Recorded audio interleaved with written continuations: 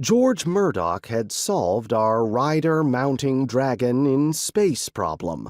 All the new riders had the same problem to start with: how to get on their dragon, with most of them losing their grip on their first shift.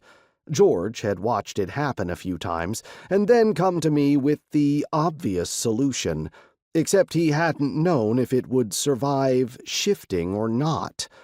The solution was simple. The dragon shifted somewhere safe. The new rider climbed up to where the chair was and set a jump icon there.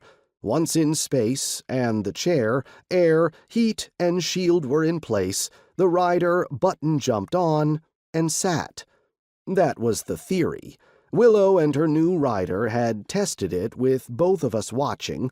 She shifted. The Gur who wasn't able to shift yet went up and set the icon and hurried back down her tail. She shifted again, making the icon undetectably small if it was still there at all.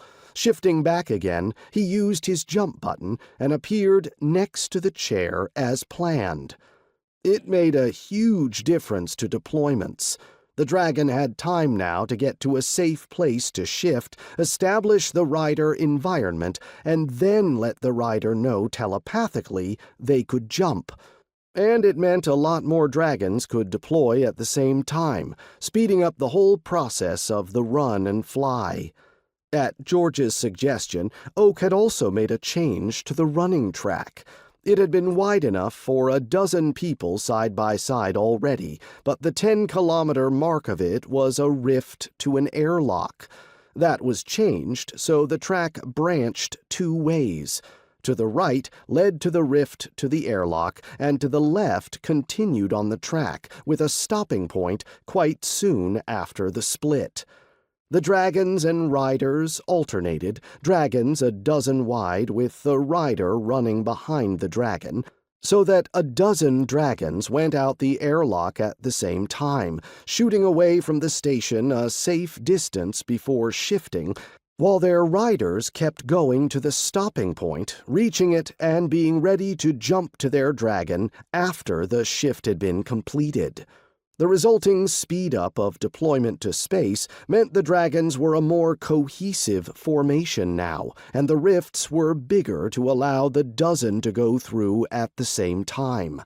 Willow and her rider, Gertran, ran with me out front. Willow and I would jump from the airlock, and we'd both shoot away from the station before she shifted, and I changed my chair into a dragon shape. My dragon had changed a lot, too. It was no longer white with red highlights, but red with the distinctive mottling mix a lot of the dragons had, particularly on their torso and belly areas, and white spine tips. Dragons came in every color mix except one: white.